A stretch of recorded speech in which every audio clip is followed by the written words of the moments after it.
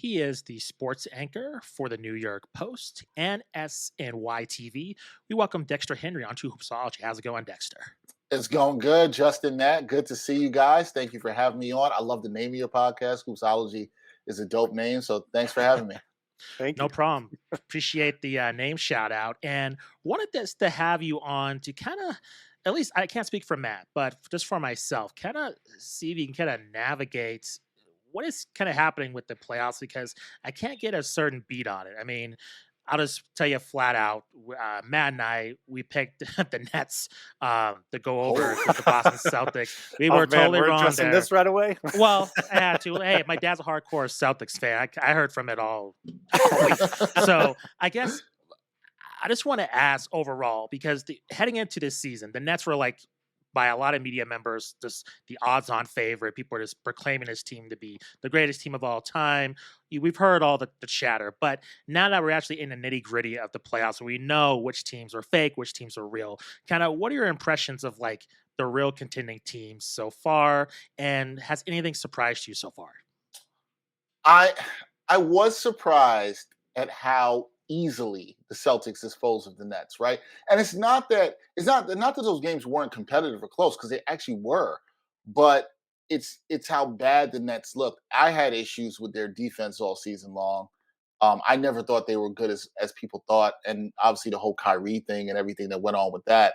I think that actually derailed the team. To be quite honest, but I thought they'd win. So let me make this clear. You guys are not alone. I had also picked the Nets to win in 7 in that series, so you're not alone on this, right? And I know several other people who picked them to win in 7 in that series. So I think that was shocking. I could have seen Boston winning. I thought Boston's defense was really good throughout the season, particularly in the second half. So yeah, that was one shock. The other shock for me, I think, in the playoffs so far was I didn't see the Pelicans playing as good as they did, the fight that they gave to the Phoenix Suns. And I think that was huge for that franchise going forward, especially if they can get Zion Williamson back.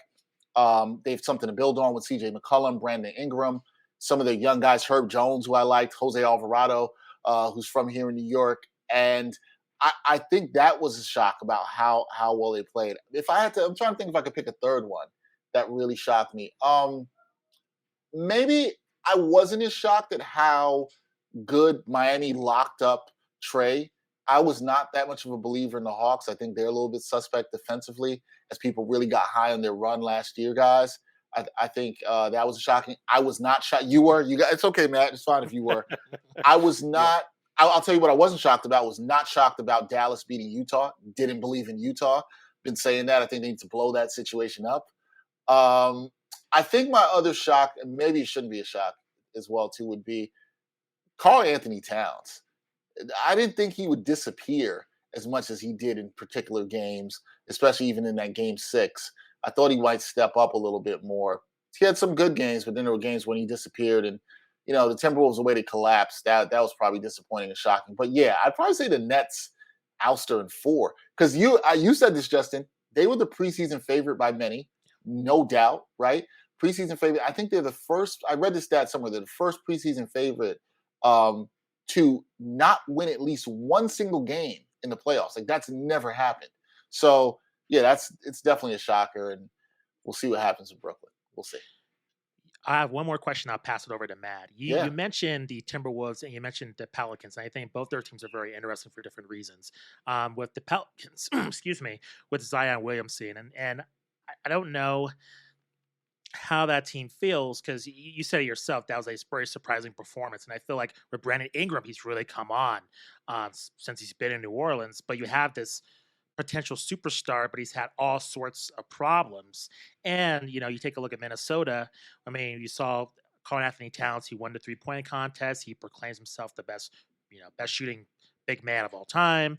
Like, but as you mentioned, can't get it done in the playoffs. I guess in terms of those two teams, which do you see of those two teams making any kind of a move to move in a different direction? Because it's very clear that in either direction that something's not working in both scenarios, and a big change has to be made.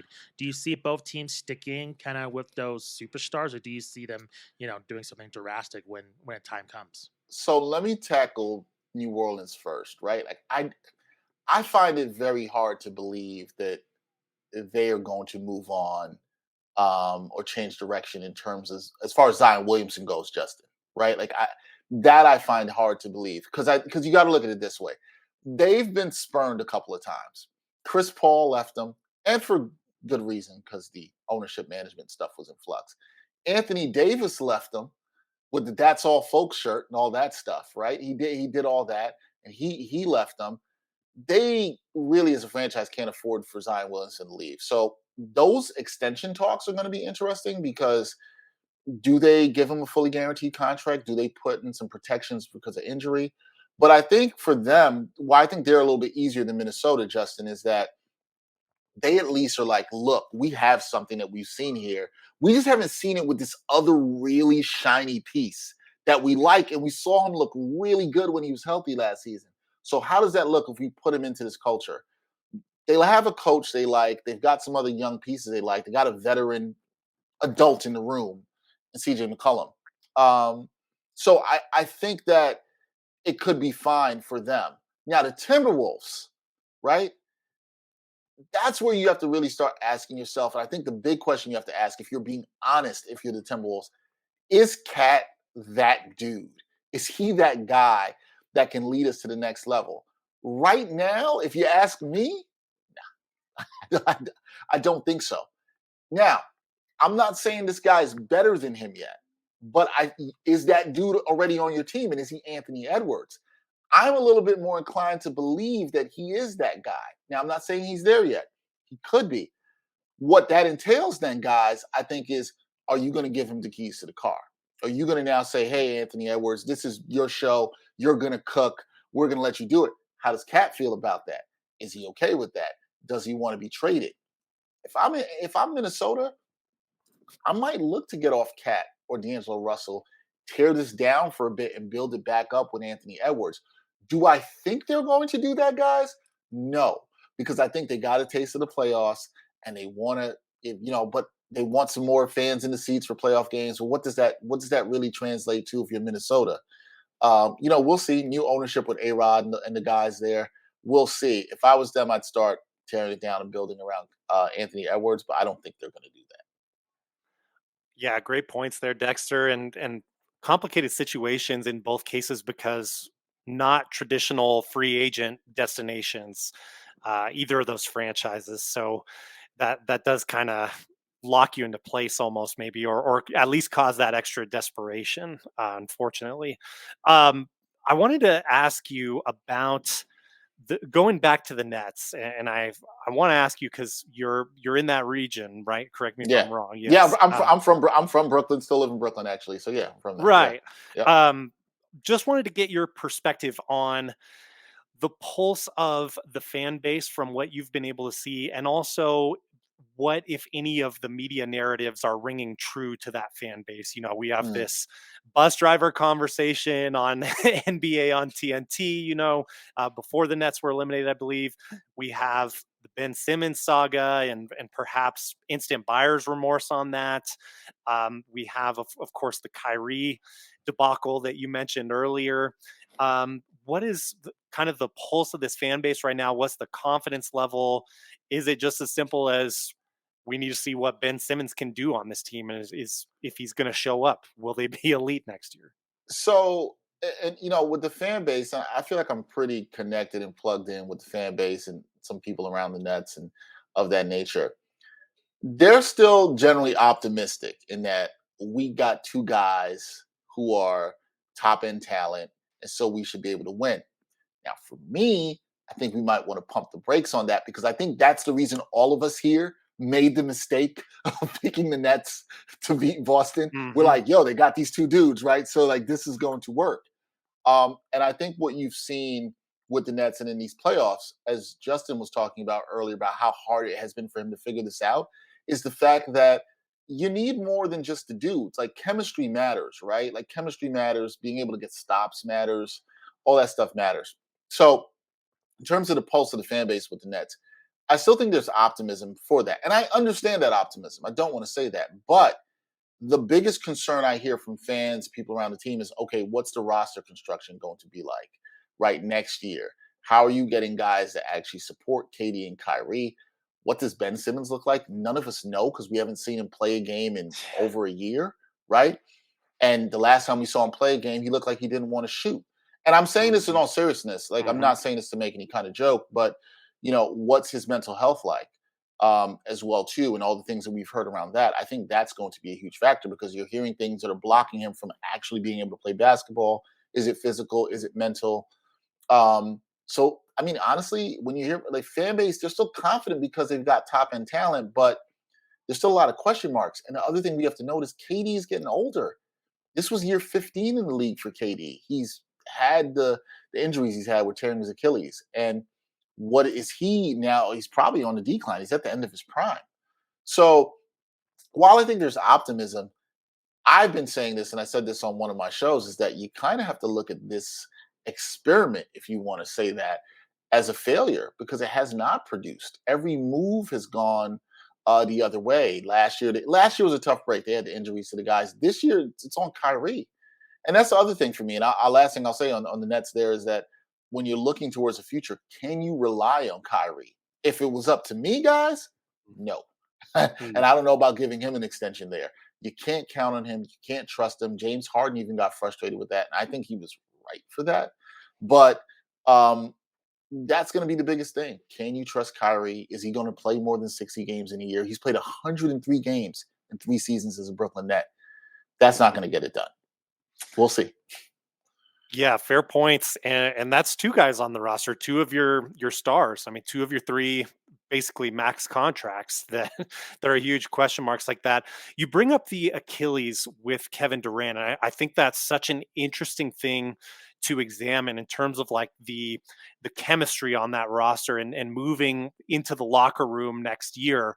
Kevin Durant tore his Achilles to play in the NBA Finals, whereas we get a report of back pain the morning of game 4. I mean, is there realistically, I mean, say what you want about Kevin Durant going to Golden State. The guy is the ultimate competitor when he's on the floor, in my opinion.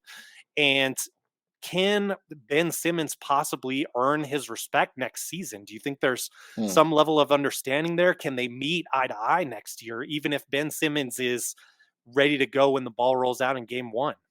But Matt, I think you bring up a good point in the word you ask in that question, right? And that's respect. I think people that's part of the chemistry thing I'm talking about too, right? Which is, Mm, we all do jobs and we all work together or have to work with other people, and you guys do a podcast together. If you don't respect Matt, if you don't respect Justin, or Justin doesn't respect you, vice versa, then Hoopsology is not going to be a good podcast, right? It's not going to have a good vibe. I know you guys have been friends for a long time, but it's yeah. just not going to have that vibe. And I think it's the same thing with professional teams or professional athletes, right? So look, I think it's going to be hard for Kevin Durant. I can't put words in about it. It's going to be hard for him to respect Ben Simmons if he does not see him on the court, because he's going to be looking at the front office like, all right, you got this guy here, but what does he do for this team? How does he take the burden off of my shoulders, right? What's being done here? And so I think that's hard. And I think the reason you brought up the word respect was so huge because respect is the reason it didn't work out for James Harden in the end. Mm, He didn't respect the fact that Kyrie could show up and play part time, even though there were things that were silly about the mandate in terms of how it related to the mhm. NBA and specifically in New York. Um, but he couldn't be part of the team. We hear all this time. You guys know, watch basketball. Oh, it's about the team and being one and the brotherhood. And then Kyrie wasn't, and I don't think Harden could respect that. I'm saying this with the utmost respect to the mental health of any player and Ben Simmons and that. And I Sure. don't know what he's going through, but um, if you're not showing up for whatever reason, if he can't show up, that's fine. But if we're talking about the basketball on the court, that is going to be a problem. I think that will be a problem. I think what you're bringing up, Matt, is something that you're definitely going to have to watch and keep an eye on in Brooklyn, particularly as early as we're talking about training camp into next year, right? If you're hearing in training camp next year, guys, oh, Ben Simmons doesn't know if he's going to play, doesn't know if he's going to be ready for the season opener, and I'm taking physical health out of it, that's going to be a problem. And it handcuffs GM Sean Marks, for the decisions and roster decisions they can make. And then it also will handcuff Steve Nash, if he's still coaching, for the decisions that he can make on the floor. So that's just not a good place to have your organization in. You know what I mean? Like, I don't care who you're a fan of or what team. It's just a really crappy situation to be in.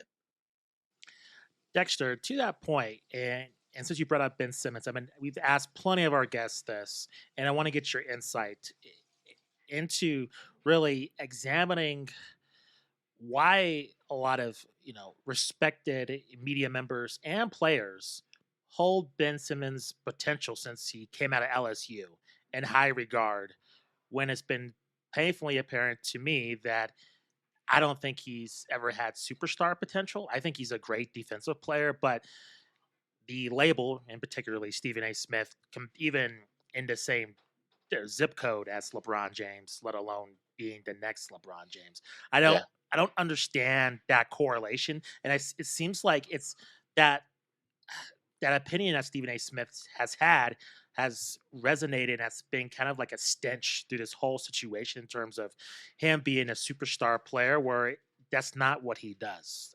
that's not his specialty. So, once his, whatever he's going through, once that is resolved, let's say if it is, Mm-hmm. do you see, whether it's in Brooklyn or another team, do you see him maximizing his true potential in his, the rest of his NBA career? Or do you think there's always going to be this kind of, criticism that's always going to happen with him? Because I feel like with basketball, it's very apparent what guys and women can do.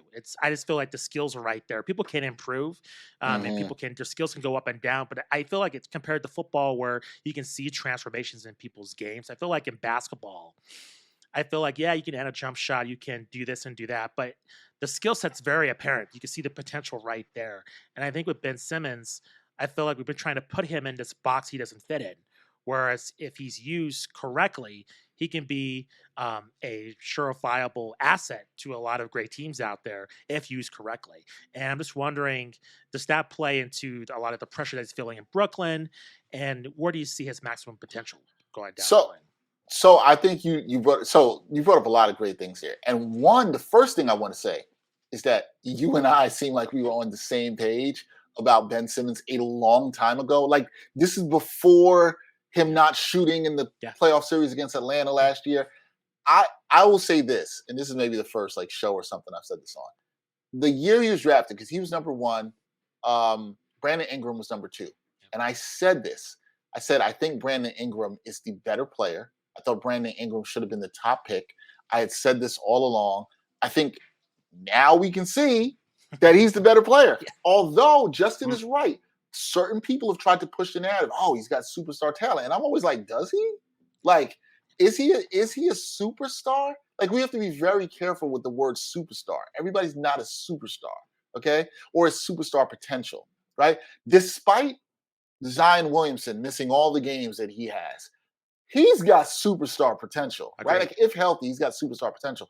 I'm with you, Justin. You can see the skill set. You can see where he can trajectorily go up, right? We can see where he might be. Ben Simmons, here's what I'll say. Skilled at certain things, fantastic defensive player, really good rebounder, really good passer, particularly even at his size, right? There are things he can do. And I think you could put him, if you put him around with shooters, but to be a superstar, to me, to be a superstar, you got to be able to shoot, right? You have to, and this isn't about shooting threes. You have to just shoot. You can't be afraid to take the shot. What we like about superstars is that if you need them to go get a bucket, if you need them to go take over a game, even if it's defensively, or whatever it might be, they can do it. I don't see that with you. So the other part of what you brought up, Justin, do I see, if he's out of Brooklyn or if he's someplace else, that things get better from him? My concern with Ben Simmons here too is being very measured with my words here.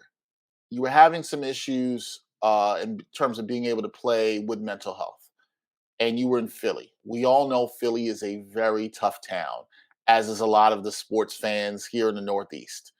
Very passionate, can be very tough on players, and they expect you to perform, whether it's New York, Philly, Boston. They expect you to perform, and they will let you know about it. You couldn't cut it in Philly because of what was going on. Now you're in New York. And I understand the Nets are not the Knicks, but it's still New York. And if you can't play, like I'm just keeping it to that, guys, Matt and Justin, if you can't play, that's going to be a problem. This is going to be a problem and it's not going to go away. So then what are we talking about in terms of him being in an environment to succeed, right? Are we saying he needs to go to, and no shade to these markets, are we saying he needs to go to Sacramento? Does he need to go to Minnesota? Does he need to go someplace like that? And if that's the case for him, that's fine. Everybody has a right to work where they want to work and thrive in the situations they want to thrive in. I fully support that. But the problem is, Justin, the problem is it's hard for me to answer your question because I don't even know what it looks like because we haven't seen him on the court. we haven't seen him play. So this is why, and when I was answering Matt's question, it's going to be very interesting to see what exactly the beginning of next year looks like in training camp. I can care less, guys, about the videos. Don't show me the workout videos in the summer. You're hitting jump shots in the gym with your friends. We don't care about none of that. I don't even want to see what the Nets put out at the beginning of training camp. What matters is, and I don't even care about the preseason games. Could care less. Yeah. When he steps on the court for an NBA regular season game, how is he going to help the Nets? What role? And I hope for that, brother, that he is in a great mental space to be able to do so. I really hope that for him. But you just hope that it doesn't hamstring the Nets in doing it. So what I've heard, though, guys, is they're doing everything they can to accommodate him, make it a good environment, give him the help he needs, which they should be doing. And but we're not going to know until we see him on the court. Got to see him on the court. Absolutely. I mean, to your point, just to be more blunt, I mean, superstars play. Yeah, and availability like, matters, Matt. It matters. Absolutely. And I think it's a fair question to ask that a lot of people are asking is, does Ben Simmons really want to play basketball? And I hope he does. And I've said plenty of times, if anyone who's listening to the show knows, like, I want Ben Simmons to be a success story. I hate failure stories in general. Like, I don't want to see guys bomb out of the league or guys not meet their draft expectations. Agreed. Justin and I are Mountain West fans. We watched Anthony Bennett before he got drafted. Sure did. Oh, And man. that is a bummer to see how that turned Right, out. So right. not rooting for that for anyone, but yeah, I do think there are a lot of interesting questions that you bring up there. That's going to be fascinating to see day one. I wanted to ask you about the other team in New York. We were talking about, of course, like 90s basketball before we got on the podcast here. So I have to ask your impressions on the Knicks season and same sort of thing. Where do they go from here? We talked about Utah. I'm with you. I think Utah should blow it up entirely. Yep. Danny Ainge has a history of doing that, so I could see that happening. Are you interested in any of those assets from Utah as a Knicks fan? We're hearing Donovan Mitchell rumors, all that Donovan Mitchell stuff. Where do you want the Knicks to go for next year? Okay, so the Knicks season was disappointing. Let's just be blunt about it. It was disappointing, right? They had the 4th seed last year, really good. And I thought that was important for them because I thought it helped set the culture with Bibbs and everything, and defensive identity. They brought in Kemba Walker, doesn't work out. Evan Fournier was disappointed. I wanted to drive him to the airport several times. It was disappointing there. Yeah. But I thought what the good thing that happened for them at the end of the season, they started playing some of the younger kids more. You saw RJ Barrett develop more. So there's reason for optimism. If Julius Randle is somewhere between, I never thought he was a number one option, so I wasn't deluded by that. But if he's somewhere between the really good that we saw from him from the 2020-21 season to the awful we saw from him for this past season, which I think he's more likely somewhere there in the middle, and RJ Barrett is rising, I think they could be fine with some other young pieces, Obi Toppin, Emmanuel Quickly and stuff. I think they could be okay. I don't think the Knicks situation is as bad as some people make it out to be, particularly around the national media. I think when it comes to the Knicks and Lakers, and they struggle, and rightfully so, because of where they play and stuff, people like to dump on them. I don't think the Knicks situation is that bad. The Lakers, that's a whole other story. They're terrible. But you were asking me, Matt. You also said like, what do I like to see him do? And in terms of the rumors with Donovan Mitchell and the Jazz, so I'm going to say this, and maybe it's a hot take, and maybe Knicks fans won't agree with me. If you asked me this a year ago, I'd have been like, yeah, let's do it. Get Donovan Mitchell. Now I'm like, I don't know. I don't know if I want Donovan Mitchell. Donovan Mitchell, I think, would take a lot of assets from the Knicks to acquire, as you guys know. And I just don't think Donovan Mitchell, he's a volume scorer. He does not really make anyone else around him better. This sounds like a trade the Knicks have done before. Carmelo Anthony. Sounds just like that. Sounds like the same thing. We've seen this before. A lesser version, maybe. Yeah. Wait, you say that again, Matt? I'm sorry. A lesser version, maybe. A lesser version. Yeah, because Melo had a little more size. And I think when he wanted to, he could pass. And I'm not saying, this kind of goes to Justin's point. Sometimes you see stuff with guys, and I'm not somebody to jump on things too quickly because you can see guys develop, which I think is what Justin was saying also. But there's something in the skill set where you're like, this is the ceiling I see it at. This is maybe as high as I see it going. Do I think Donovan Mitchell can get more efficient? Yes. Am I saying that you can't win with a title with him as the best player on your team? No, I'm not saying that. But I do think he's in the vein of like a Melo or like a Paul Pierce, where you need very specific things around them to get that done. And that's not a shade to him because there's only a few of those players that are true. You put them on this team and they're a 50-win team. There's only a handful of those guys in the league, right? And we saw LeBron do it for a long time. Kevin Durant's probably in that class as well too. I might be inclined to put Luka in that vein right now of guys that can do that. And even Chris Paul at his old age is going to. We've seen him elevate a team to a certain status. I'm not sure Donovan Mitchell's that guy. And so if you're the Knicks and you're going to give up all that stuff for somebody of his ilk, maybe you want to pause on that. And I know a lot of Knicks fans here are probably going to disagree with me on this, but I don't think Donovan Mitchell's the way. I think they should stay the course with the young guys they've been drafting. This is not the thing people want to hear in New York, but just stay the course with the young guys, develop, build a culture, and let that be that. Because if you get Donovan Mitchell, you're going to gut your roster. You go for Damian Lillard, that's gutting your roster. I don't think it's the way. So I'm no on Donovan Mitchell right now. No, I love that take. And to me, it seems like if Thibs has any say in it, I would think he'd be drooling over Rudy Gobert as opposed to Donovan Mitchell. And here's the thing. I actually don't think that's the bad move if you're the Knicks, right? It'll probably cost you a little bit less. Gobert's 29. He's got, I think, 3 years left in his contract. He's making a boatload of money, but he does a great thing that Tibbs likes. He's going to protect the rim, and he's going to rebound. Now, if you have him going along with R.J. Barrett and maybe some other pieces around him, and you think that's good, and Knicks finally find a point guard, maybe you're cooking with something. I think you're on to something there, Matt. I've thought about this a lot the last couple of days. I would probably be inclined to trade for Rudy Gobert because I don't think you'd have to give up as much. And I think it actually fits into the Knicks' defensive identity and system. And it's just about what you plug in around him. Can you get another guy, another scorer maybe in there, or draft another guy and scorer? That's the thing. Just continue to draft. I think the Knicks have drafted actually pretty okay, minus a few picks that didn't hit. But, just stay the pace, and maybe that's the guy you add. I don't think that's that crazy. I don't think so at all. To that point, and unless Matt has another question, we'll let you go after this.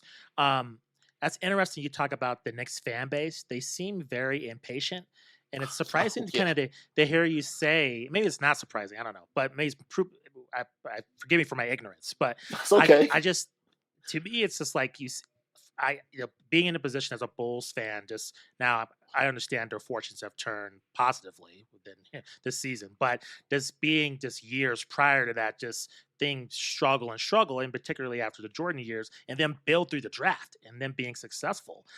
I'm surprised with the Knicks why they haven't seen the light with that approach, because that seems to be the surefiable way to build a franchise in 2022 is to acquire young players and just build through the draft, as opposed to, like you were saying, getting the sexier pick as Donovan Mitchell. But you're right, he's older and he has those flaws you mentioned.